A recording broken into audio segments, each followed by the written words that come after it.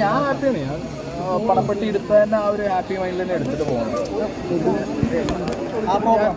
ഞാൻ ഹാപ്പി മൈൻഡിൽ തന്നെ എടുത്തിട്ട് പോകുന്നത്. കൂടുതൽ കാര്യങ്ങൾ പറയാൻ സമയമുണ്ടല്ലോ. സായി പണപ്പെട്ടി എടുത്തത് ഈ സായി പണം ആഗ്രഹിച്ചിട്ട് തന്നെയാണെന്ന് പലരും പറയുന്നുണ്ട്. അങ്ങനെ തന്നെയാണോ? പലതും പറയാൻ പറ്റും. സംസാരിക്കോ? ഇത്ര നാളും ബിഗ് ബോസിൽ നിന്നതിൻ്റെ ഒരു എക്സ്പീരിയൻസ് അടിപൊളിയാണ്, കിടലാണ്. എന്തോന്നും ഭയങ്കര സന്തോഷം. നമ്മൾ വിചാരിച്ച പോലത്തെ ഒരു ഹൗസാണ്. ഒരുപാട് മാറ്റങ്ങളും വ്യത്യാസങ്ങളും ഉണ്ട്. നമ്മൾ പുറത്തുനിന്ന് കാണുന്നതിനേക്കാൾ ഒരുപാട് വേറെ എക്സ്പീരിയൻസ് ആണ് ബിഗ് ബോസ് എന്ന് പറയുന്നത്. അത് എക്സ്പീരിയൻസ് ചെയ്യണം. പണപ്പെട്ടി എടുക്കാൻ കാരണം ഉണ്ടായിരിക്കും. ഞാൻ അതുപോലെ പറയുന്നുണ്ട്, എനിക്ക് ഡിഫറെൻറ്റ് മൈൻഡ് സെറ്റ്സ് ഉണ്ടായിരുന്നു. എനിക്കൊരു ബെറ്റർ ഓപ്ഷനായിട്ട് എനിക്ക് തന്നെ തോന്നുന്നു.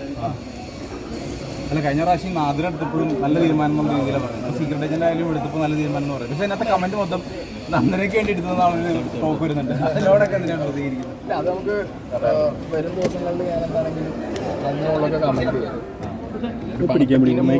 ബന്ധമല്ല നന്ദനി തമ്മിൽ.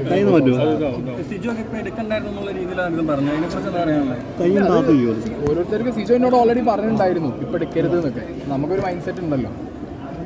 സായിച്ചേട്ടാ, ഈ സീസൺ സായിച്ചേട്ടാ പുറത്തുനിന്ന് റിവ്യൂ ചെയ്ത ഒരാളാണ്. അകത്ത് ചെന്നപ്പോഴുള്ള ഒരു എക്സ്പീരിയൻസ് എങ്ങനെയാണ്? അതിൽ നിന്ന് അടിപൊളിയാണ്. സെയിം, വലിയ മാറ്റങ്ങളൊന്നുമില്ല. പക്ഷെ നമുക്ക് ആസ് എ പേഴ്സൺ പുറത്തുനിന്ന് കാണുമ്പോൾ ഇല്ലാത്ത കുറേ ഫീലുകളും ഇമോഷൻസും ഒക്കെ അകത്തുനിന്ന് കിട്ടും.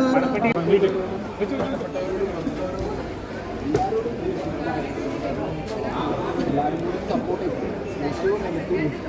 ഞാൻ പലരെയും കണ്ടന്റ് ആക്കിയിട്ട് പോയ ആളാണ്. ഞാൻ പലരുടെയും കണ്ടന്റ് ആകുമ്പോൾ എനിക്ക് ഭയങ്കര സന്തോഷമാണ്. എനിക്ക് ഇത്രയും അവർക്ക് കൊടുക്കാൻ പറ്റും, അത് കൊടുക്കാൻ പറ്റും. ഈ സാഹിത്യമായിട്ടാണ് തിരിച്ചു വന്നത്. അപ്പോൾ ഈ സിനിമയുടെ അതേപോലെ വിമർശനങ്ങൾ ചെയ്യുമ്പോൾ സോഷ്യൽ മീഡിയ സ്പേസ് ഞാൻ റിയാലിറ്റി എന്നുള്ളത് ആദ്യം പറയുന്ന ഒരാളാണ്. പക്ഷേ എൻ്റെ പേഴ്സണൽ ലൈഫിലേക്ക് ഈ റീൽ അന്ന് പറഞ്ഞതിന് ആ സാധനം മാറിയിട്ട് അത് റിയാലിറ്റിക്കും ബാധിക്കാൻ തുടങ്ങി. ഈ സീക്രട്ട് ഏജന്റ് റിയൽ ലൈഫിൽ വന്നു തുടങ്ങി. സോ അതുകൊണ്ട് വന്ന എൻ്റെ പേഴ്സണൽ ലൈഫിൽ വന്ന കുറേ കാര്യങ്ങൾ സോർട്ട് ചെയ്യാൻ എനിക്കുണ്ടായിരുന്നു.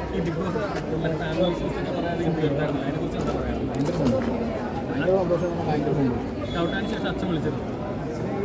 കോളേജിൽ കാര്യങ്ങളൊക്കെ പറഞ്ഞു.